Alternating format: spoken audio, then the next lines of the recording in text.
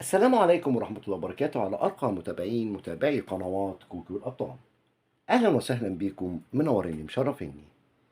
النهاردة حبايبي هنعمل قراءة لبرج العقرب بعنوان بعد الفراق وهجر الحبيب.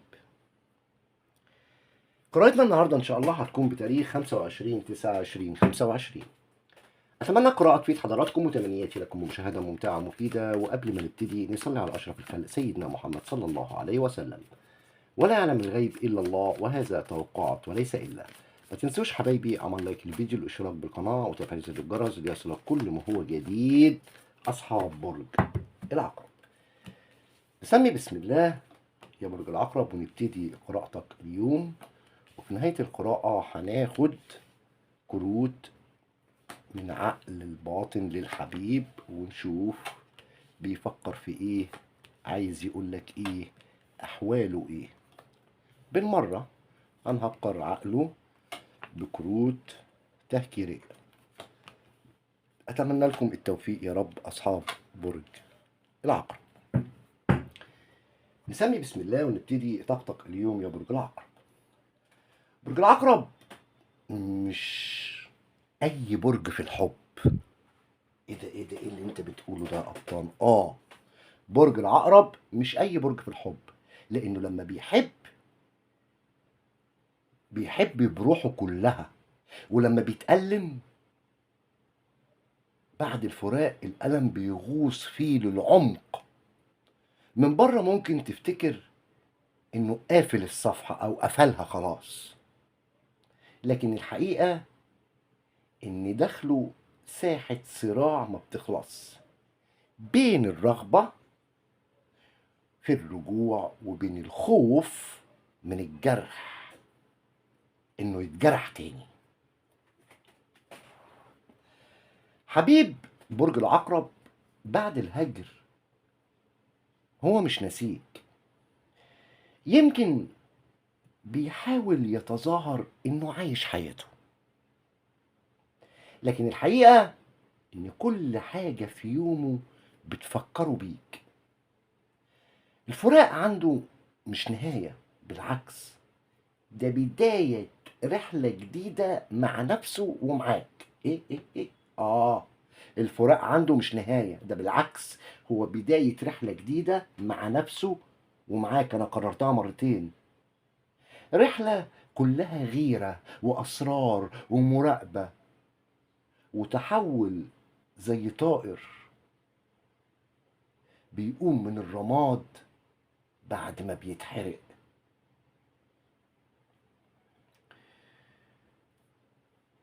المراقبة الصامتة لانك انت لسه في دايرته يا برج العقرب.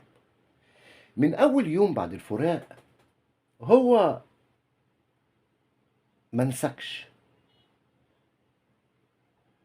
او ما سبكش بالمعنى الاصح. يمكن خرج من حياتك الظاهرية، لكن حياته الداخلية لسه مليانة بيك انت يا عقرب. بيتابعك من بعيد، يمكن على السوشيال ميديا، يمكن بيسأل عنك من غير انت ما تعرف، يمكن بيركب تفاصيل من كلمة أو صورة. هو محتاج يعرف إنك لسه موجود في مجاله، مش قادر كمان يتقبل فكرة إنك مشيت وخلاص يا عقرب. المراقبة دي مش بدافع الفضول، لكنها بدافع تعلق عميق بينكم. العقرب دايما يحب يمسك زمام الأمور، ولما هو فقدك فقد السيطرة. عشان كده بيتابعك عشان يحس انه لسه ماسك الخيط. حبيب برج العقرب غيور بشكل صعب يتوصف. لو لمح اي اشارة ان في شخص جديد حواليك قلبه بيتقلب وينقد نار. الغيرة عنده مش لحظة عابرة، دي حاجة بتخليه يسهر الليل وهو بيتخيل صور وذكريات ما حصلتش، وبيسأل نفسه هل العقرب نسيني؟ هل في حد خد مكاني؟ النار دي بقى هو مش بيقدر يطفيها بسهولة، حتى لو حاول يبان ان هو متماسك. الغيرة بتبان في تصرفاته، في عصبيته، في طريقته وهو بيتابعك. اللي بيوجعه مش بس وجود حد تاني، لكن فكرة انك قادر تكمل من غيره، دي اساسا بتوجعه. الشخص ده جواه اسرار محدش يعرفها، مشاعره اللي هو مخبيها، دموعه اللي ما نزلهاش قدامك، وكلام كتير اتكتم في صدره. يمكن وقت العلاقة معرفش يعبر بشكل واضح، يمكن كبرياءه كبله، لكن بعد الفراق الأسرار دي بتتراكم جواه لحد ما بتبقى أو بقت تقل كبير عليه. ممكن في لحظة ضعف يقرر يطلعها، ممكن يطلعها كلها كمان، وممكن يفضل كاتمها لحد ما تقابله صدفة وتلاقيه بيقول كل اللي كان سايبه جواه. الأسرار دي جزء من شخصيته، هو دايما بيخبي عشان يفضل مسيطر، لكن داخله فيه اعترافات كتير. هنا بقى مرحلة الندم. الفراق خلاه يشوف غلطاته اللي هو عملها معاك. هو مش من النوع اللي بيعترف بسهولة، خلي بالك يا عقرب، تقيل، لكن جواه صوت بيقوله كان ممكن تحافظ على العلاقة أكتر، كان ممكن تسمع أكتر، كان ممكن تتمسك أكتر. الندم عنده مش بسيط دلوقتي، لأنه بقى عاطفي جدا. الندم ما بقاش بسيط، تغلغل في أعماقه. ممكن تلاقيه بيحاول يعوض النقص ده بتغيير حقيقي في شخصيته، يبدأ يشوف نفسه من منظور جديد، يعمل نيولوك جديد عشان يواجه ضعفه. الندم ده بقى بيتحول لقوة بتدفعه انه يفكر يرجع لك، بس بشخص جديد وشكل جديد وحاجة مختلفة. كويس.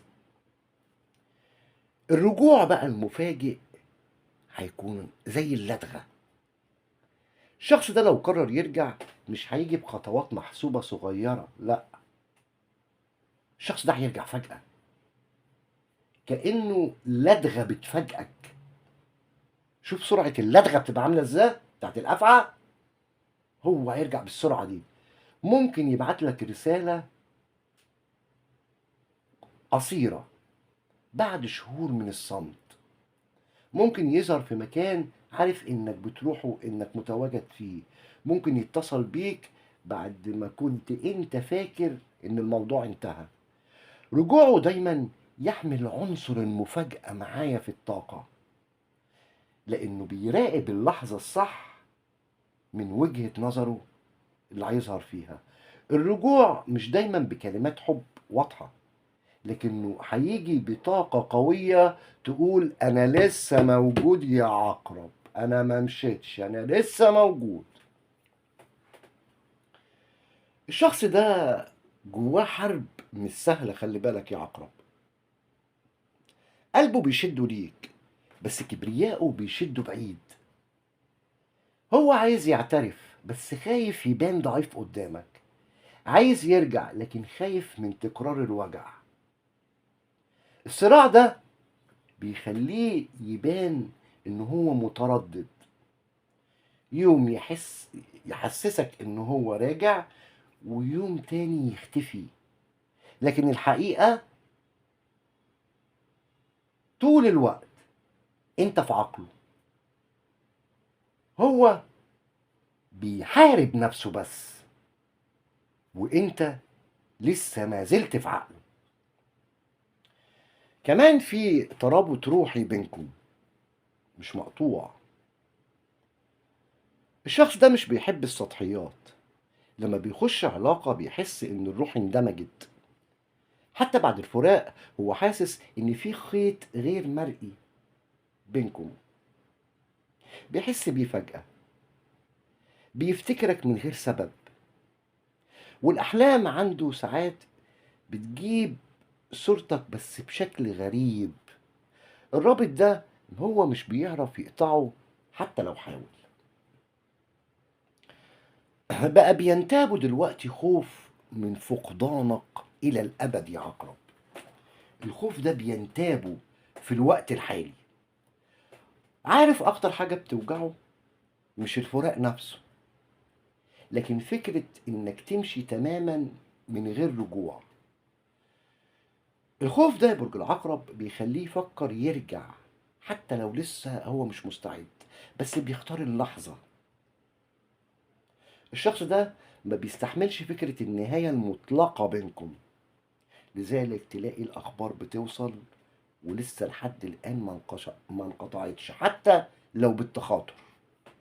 بيجي في بالك وانت بتيجي في باله. العلاقة ليها ألف فرصة إنها تعيش من جديد، خلي بالك يا عقرب. عشان كده بتلاقيه سايب باب موارب دايما.